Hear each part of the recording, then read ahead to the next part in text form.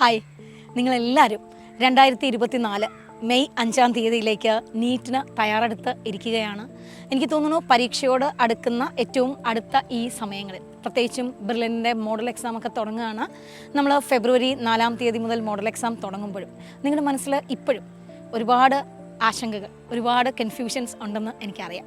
അപ്പോൾ എനിക്ക് തോന്നി ഈ പരീക്ഷയുടെ ഏറ്റവും അടുത്ത ഈ നിമിഷത്തിൽ എന്തൊക്കെയാണ് ഇനി ഞാൻ ചെയ്യേണ്ടത് എന്നുള്ള നിങ്ങളുടെ ഡൗട്ടിനാണ് ഇന്ന് ഞാൻ മറുപടി പറയുന്നത്.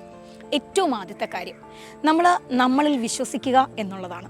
നിങ്ങൾ ഇത്രയും സമയം കൊണ്ട് തന്നെ ആവശ്യത്തിലേറെ ക്വസ്റ്റ്യനുകൾ ചെയ്തു കഴിഞ്ഞു. മാത്രമല്ല, മോഡൽ എക്സാം എഴുതുമ്പോൾ ബാക്കിയുള്ള ക്വസ്റ്റ്യനുകൾ കൂടി നിങ്ങൾ ചെയ്തിട്ടുണ്ടാകും. ഓരോ ചാപ്റ്ററിൽ നിന്നും എന്തൊക്കെ പറഞ്ഞാലും എങ്ങനെ കുറഞ്ഞാലും ഒരു ചാപ്റ്ററിൽ നിന്ന് 1000 ക്വസ്റ്റ്യനുകളോളം ചെയ്ത കുട്ടികളാണ് നിങ്ങൾ. ഈ 1000-ൽ നിന്നാണ് ഒരു 4 ക്വസ്റ്റ്യൻ വരാൻ പോകുന്നത്. അപ്പോൾ ഏറ്റവും ആവശ്യം എന്ന് പറയുന്നത് നമ്മൾ ഏറ്റവും കോൺഫിഡൻ്റ് ആയിട്ടിരിക്കുക എന്നുള്ളതാണ്. കോൺഫിഡൻസിന് വലിയൊരു ഇമ്പോർട്ടൻസ് ഉണ്ട് ഇവിടെ. നമ്മൾ മറ്റുള്ളവരെ കമ്പയർ ചെയ്യുന്നതിന് പകരം നമ്മളോടുള്ള ഒരു കോൺഫിഡൻസ് കൂട്ടിക്കൊണ്ടേയിരിക്കുക. നമുക്ക് എപ്പോഴും നമ്മൾ പറയുന്ന ഒരു കാര്യം, നോർമലി നമ്മൾ പറയുന്നത് ഒരു ഗ്രോത്ത് മൈൻഡ് സെറ്റും ഫിക്സ്ഡ് മൈൻഡ് സെറ്റും എല്ലാവർക്കും ഉണ്ട്. ഗ്രോത്ത് മൈൻഡ് സെറ്റ് എന്ന് പറഞ്ഞാൽ നമ്മൾ എപ്പോഴും എത്ര കുറവുകൾ നമുക്കുണ്ടെങ്കിലും അതിനെ ഓവർകം ചെയ്ത ഹാർഡ് വർക്കിലൂടെ എനിക്ക് മുന്നോട്ട് പോകാൻ പറ്റും, ഐ ക്യാൻ ഗ്രോ എന്നുള്ളൊരു തിങ്കിങ് ആണ്. ഇനി ഒരു ഫിക്സ്ഡ് മൈൻഡ് സെറ്റിലാണെങ്കിൽ എന്നെക്കൊണ്ട് ഇത്രേ പറ്റൂ, എനിക്ക് പറ്റില്ല, അല്ലെങ്കിൽ ഇത് മതി എന്നുള്ളൊരു മൈൻഡ് സെറ്റാണ്. അപ്പോൾ ഡെഫിനറ്റായിട്ടും നിങ്ങൾ ആദ്യം ചെയ്യേണ്ട ഒരു കാര്യം, നിങ്ങളൊരു ഫിക്സ്ഡ് മെൻറ്റാലിറ്റിയിലാണ് ഇപ്പോൾ പോകുന്നതെങ്കിൽ അതല്ല, നിങ്ങളൊരു ഗ്രോത്ത് മെൻറ്റാലിറ്റിയിലേക്ക് സ്വയം കൺവേർട്ട് ചെയ്യണം. അങ്ങനെ കൺവേർട്ട് ചെയ്യാൻ ഞങ്ങൾ എന്താണ് ചെയ്യേണ്ടതെന്ന് ചോദിച്ചാൽ, കണ്ടിന്യൂസ് ആയിട്ട് നിങ്ങൾ നിങ്ങളുടെ സിസ്റ്റത്തിനോട് പറഞ്ഞുകൊണ്ടേയിരിക്കുക. നിങ്ങൾക്ക് എന്താണോ നേടാൻ ആഗ്രഹം അത് നിങ്ങൾ കൃത്യമായിട്ട് പറഞ്ഞുകൊണ്ടേയിരിക്കുക. എനിക്ക് നീറ്റിന് ഇത്ര സ്കോർ വേണം, അല്ലെങ്കിൽ ഞാനത് നേടും. സ്കോർ പോലും നിങ്ങൾ പറയണ്ട, ഞാനത് നേടും, എന്നെക്കൊണ്ടത് പറ്റും. നിങ്ങൾ ഓരോ പ്രാവശ്യവും സെൽഫ് മോട്ടിവേറ്റഡ് ആയിട്ടിരിക്കുക. എനിക്ക് തോന്നുന്നു പുറത്തു നിന്നൊരു മോട്ടിവേഷൻ വെയിറ്റ് ചെയ്യുന്നതിനേക്കാൾ നമ്മൾ സെൽഫ് മോട്ടിവേറ്റഡ് ആയിട്ടിരിക്കുന്നതാണ് ഏറ്റവും അത്യാവശ്യം. ഓരോ പ്രാവശ്യവും നിങ്ങൾ നിങ്ങളോട് തന്നെ പറഞ്ഞുകൊണ്ടേയിരിക്കുക. അത് എത്ര ഉച്ചത്തിൽ എത്ര പ്രാവശ്യം നിങ്ങൾക്ക് പറയാൻ പറ്റുന്നുവോ അത്രയും പ്രാവശ്യം പറഞ്ഞുകൊണ്ടേയിരിക്കുക. എൻ്റെ മാർക്ക് ഇതുവരെ എന്തു തന്നെ ആയിരുന്നാലും, എങ്ങനെ ഞാൻ പഠിച്ചിരുന്നാലും, ഇനിയുള്ള സമയം കൊണ്ട്, ഇനിയുള്ള എൻ്റെ ഹാർഡ് വർക്ക് കൊണ്ട് ഞാനത് നേടിയിരിക്കും, എനിക്കത് നേടാൻ പറ്റും. ആ ഒരു സെൽഫ് കോൺഫിഡൻസ്, അതുപോലെ തന്നെ നിങ്ങൾ റിപ്പീറ്റായിട്ട് കൊടുക്കുന്ന ആ ഇൻപുട്ട്, അത് രണ്ടും മതി ഒരു പക്ഷേ ഏറ്റവും റിലാക്സ്ഡ് ആയിട്ട് പരീക്ഷ എഴുതാൻ. സേ ഫോർ എക്സാമ്പിൾ, നിങ്ങൾ പഠിച്ചുകൊണ്ടിരിക്കുന്നത് ഫിസിക്സ് ഏറ്റവും ബുദ്ധിമുട്ടുള്ള നിങ്ങൾ ബയോളജി പഠിക്കുന്നു, അല്ലെങ്കിൽ ഫിസിക്സ് തന്നെ ചെയ്തു പഠിക്കുമ്പോൾ നിങ്ങൾക്ക് ഏറ്റവും ബുദ്ധിമുട്ടുണ്ടെന്ന് നിങ്ങൾ കരുതുന്ന ഒരു ചാപ്റ്റർ തൊട്ടടുത്തിരിക്കുന്ന ഒരു കുട്ടി വളരെ ഈസി ആയിട്ട് ചെയ്യുന്നുണ്ടാവാം. അത് കണ്ട് നിങ്ങൾ നിങ്ങളുടെ സിസ്റ്റത്തിനെ പ്രഷറൈസ് ചെയ്യരുത്. അയ്യോ, എനിക്കിത് ഇത്രയും ബുദ്ധിമുട്ടാണ്, പക്ഷേ ആ കുട്ടി എത്ര വേഗത്തിലാണ് ചെയ്യുന്നത്, പരീക്ഷ അടുത്തപ്പോൾ പോലും എനിക്കിതറിയില്ല, പക്ഷേ ആ കുട്ടിക്കിത് അറിയാം. അങ്ങനെ ചിന്തിക്കരുത്. മറിച്ച് നിങ്ങൾ നിങ്ങളോട് പറയുക, ആ കുട്ടി ആ പെർട്ടിക്കുലർ ടോപ്പിക് നന്നായിട്ട് ചെയ്യുമ്പോൾ അവൻ വേറൊരെണ്ണത്തിൽ ചെറുതായിട്ടെങ്കിലും മാറും. അവിടെ നിങ്ങൾക്ക് വിജയിക്കാൻ പറ്റും. ഞാൻ പറഞ്ഞു വന്നത്, ചുറ്റുമുള്ള ഒരു കാര്യവും നിങ്ങളിൽ ഇനി പ്രഷർ ഉണ്ടാക്കാൻ പാടില്ല. നിങ്ങൾ അങ്ങനെ ഒരു പ്രഷർ നിങ്ങൾക്ക് ക്രിയേറ്റഡ് ആകുന്നു എന്ന് തോന്നുന്ന നിമിഷം അതിനെ എങ്ങനെ ഓവർകം ചെയ്യാം എന്ന് വിചാരിച്ചാൽ മതി. നിങ്ങൾ എവിടെ ആയാലും എങ്ങനെ ആയാലും ഇനിയുള്ള സമയങ്ങളിൽ റിപ്പീറ്റ് ചെയ്ത ക്വസ്റ്റ്യനുകൾ ചെയ്തുകൊണ്ടേയിരിക്കുക. നിങ്ങൾക്ക് ആ ഫിസിക്സ് 1 മണിക്കൂർ ചെയ്യാനെടുക്കുന്നു, കെമിസ്ട്രി 1 മണിക്കൂർ, ബയോളജി 1 മണിക്കൂർ, 3 മണിക്കൂർ മാറ്റി വെക്കുമ്പോൾ ഫിസിക്സ് ചെയ്യാനെടുത്ത ആ 1 മണിക്കൂർ അത് തീരുന്നതിന് മുൻപ് ഒരു കാരണവശാലും കെമിസ്ട്രിയിലേക്കോ ബയോളജിയിലേക്കോ സ്വിച്ച് ചെയ്യരുത്. ഞാൻ പറഞ്ഞു വന്നത്, ചിലപ്പോൾ നമ്മൾ ഫിസിക്സ് ഒന്ന് പഠിച്ചു കഴിയുമ്പോൾ നിങ്ങൾക്ക് തോന്നും ഫിസിക്സ് എനിക്ക് അത്യാവശ്യം നന്നായിട്ട് അറിയാം, അപ്പോൾ ഇനി ഞാൻ വായിക്കേണ്ടത് കെമിസ്ട്രിയാണ് എനിക്കൊന്നും അറിയാത്തത്, അല്ലെങ്കിൽ ബയോളജിയാണ് ഒന്നും അറിയാത്തത്, അങ്ങോട്ട് പോകാം എന്ന് പറഞ്ഞ് ചെയ്തുകൊണ്ടിരിക്കുന്ന ഫിസിക്സ് ഇട്ടിട്ട് കെമിസ്ട്രിയിലേക്ക് പോകും. കെമിസ്ട്രി പഠിച്ചുകൊണ്ടിരിക്കുമ്പോൾ പകുതി വരെ ആകുമ്പോഴാണ് വേറൊരു തോട്ട് വരുന്നത്, അയ്യോ ഫിസിക്സ് ഞാൻ പകുതി ഇട്ടിട്ടല്ലേ വന്ന് തിരിച്ചു പോകാം. Never ever. ഇനിയുള്ള സമയം നിങ്ങൾ ഓരോ ദിവസവും കൃത്യമായിട്ട് പ്ലാൻ ചെയ്ത, ഇത്ര മണിക്കൂർ ഞാൻ ഫിസിക്സിന്, ഇത്ര മണിക്കൂർ ഞാൻ കെമിസ്ട്രിക്ക്, ഇത്ര മണിക്കൂർ ഞാൻ ബയോളജിക്ക് കൊടുക്കുമെന്ന് കൃത്യമായിട്ട് പ്ലാൻ ചെയ്ത ഒരു ടൈം ടേബിൾ ഉണ്ടാക്കുക. ആ ഉണ്ടാക്കുന്ന സമയം നിങ്ങൾക്ക് ഓരോരുത്തർക്കും ഇഷ്ടമുള്ള രീതിയിലാകാം. ആദ്യം ഫിസിക്സ് ആണോ പഠിക്കുന്നത്, എഴുന്നേറ്റ് വരുമ്പോൾ ഫിസിക്സ് പഠിക്കാനാണോ ഇഷ്ടം, ചെയ്തോളൂ.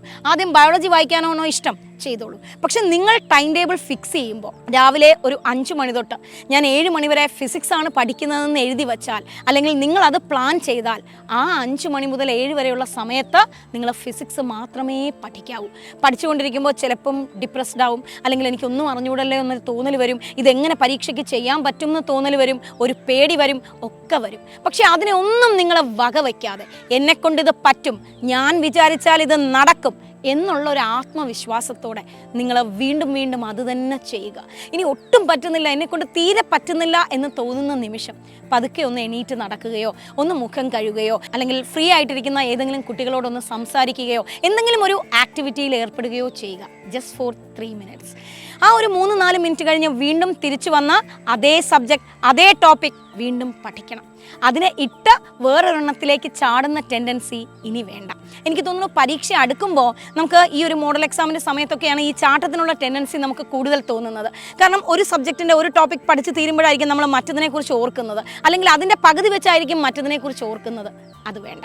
നമുക്ക് കൃത്യമായിട്ട് നമ്മൾ പ്ലാൻ ചെയ്തിരിക്കുന്ന ടൈം ടേബിൾ അതേ സമയത്ത് അതേ രീതിയിൽ പഠിച്ച് തന്നെ മുന്നേറുക. ഇനി ഏറ്റവും അവസാനത്തെ ഒരു കാര്യം, ഇനി വരുന്ന ദിവസങ്ങളിലെല്ലാം നിങ്ങൾ എപ്പോഴും മനസ്സിലാക്കേണ്ട ഒരു കാര്യം, നമ്മളൊരു വലിയ കോമ്പറ്റീറ്റീവ് എക്സാമിനേഷനെ ഫേസ് ചെയ്യാൻ പോവുകയാണ്. ഇത് പല സ്ഥലങ്ങളിൽ നിന്നും നിങ്ങൾക്ക് കിട്ടുന്ന ഒരു ഇൻപുട്ടാണ്. ആ ഇൻപുട്ട് നിങ്ങളുടെ സിസ്റ്റത്തെയും ഡെഫിനറ്റായിട്ടും ബാധിക്കുന്നുണ്ട്. അപ്പോൾ നിങ്ങൾക്കൊരു ആങ്സൈറ്റി വന്നാൽ, അല്ലെങ്കിൽ നിങ്ങൾക്ക് അയ്യോ വേണ്ടായിരുന്നു എന്നൊരു തോന്നൽ വന്നാൽ, നിങ്ങളൊന്ന് ഡീമോട്ടിവേറ്റഡ് ആകുന്നു, ഡിപ്രസ്ഡ് ആകുന്നു എന്നൊരു തോന്നൽ വന്നാൽ പേടിക്കേണ്ട.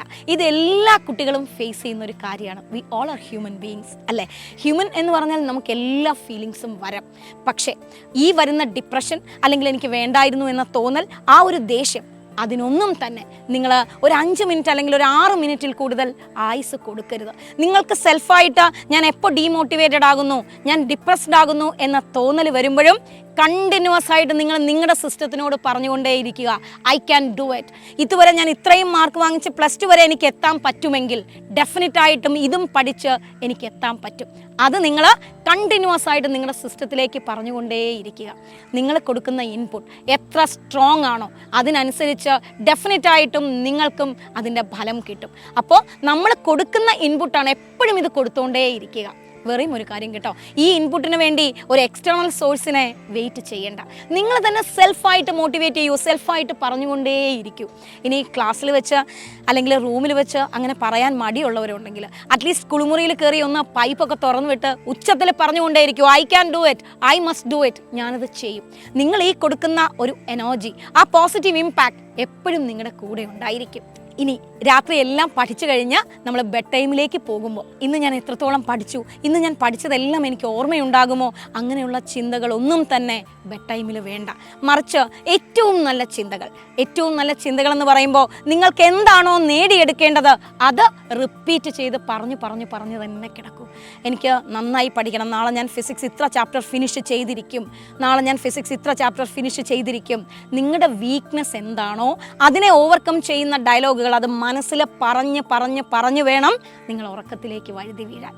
ഇനി ഉണർന്നെണീക്കുമ്പോഴും രാവിലെ എണീറ്റ് വരുന്ന മൊമെൻറ്റിൽ, അല്ലെങ്കിൽ എണീറ്റ് വരുമ്പോൾ തന്നെ ഈ ദിവസം ഞാൻ എന്ത് പഠിക്കും, എങ്ങനെ പഠിക്കും, ആ ഒരു ഡിലമ അല്ല നിങ്ങൾക്ക് വേണ്ടത്. മറിച്ച് ഇന്ന് ഞാൻ കൃത്യമായിട്ട് പ്ലാൻ ചെയ്ത പോലെ പഠിച്ചിരിക്കും, എൻ്റെ ടൈം ടേബിളിനനുസരിച്ച് ഞാൻ വർക്ക് ചെയ്തിരിക്കും, എന്നെക്കൊണ്ട് പറ്റാവുന്നത്ര ക്വസ്റ്റ്യൻസ് ഞാൻ ചെയ്തിരിക്കും എന്നുള്ളൊരു ആത്മവിശ്വാസത്തോടെ ഒരു 5-6 പ്രാവശ്യം നിങ്ങളത് ബെഡിൽ ഇരുന്നു കൊണ്ട് തന്നെ നിങ്ങളോട് പറയുക. പറഞ്ഞു വേണം നിങ്ങൾ മുന്നോട്ട് വരാൻ. സോ ഇനിയുള്ള ഓരോ ദിവസവും നിങ്ങളായിരിക്കണം നിങ്ങളുടെ മോട്ടിവേഷൻ. നിങ്ങൾ സെൽഫായിട്ട് കൊടുക്കുന്ന ഇൻപുട്ടിനല്ലാതെ അതിന് ഡെഫിനറ്റായിട്ടും നിങ്ങളെ ഏറ്റവും മുകളിൽ നിങ്ങൾ ആഗ്രഹിക്കുന്ന സ്ഥലത്ത് തന്നെ എത്തിക്കാൻ പറ്റും. അപ്പോൾ ഞാൻ ഈ പറഞ്ഞ കാര്യങ്ങളെല്ലാം എല്ലാവരും ചെയ്യുമല്ലോ അല്ലേ? നമുക്കിനി അടുത്ത വീഡിയോയിൽ കാണാം. Thank you. എൻട്രൻസ് സംബന്ധമായ വാർത്തകളും അപ്ഡേഷനുകളും ഏറ്റവും വേഗം ആധികാരികമായി അറിയാൻ ബ്രില്യൻറ്റ് സ്റ്റഡി സെന്റർ പാല യൂട്യൂബ് ചാനൽ സബ്സ്ക്രൈബ് ചെയ്യുക, ബെൽ ഐക്കൺ അമർത്തുക, ഈ വീഡിയോ മറ്റു സുഹൃത്തുക്കളിലേക്കും മാക്സിമം ഷെയർ ചെയ്യുക.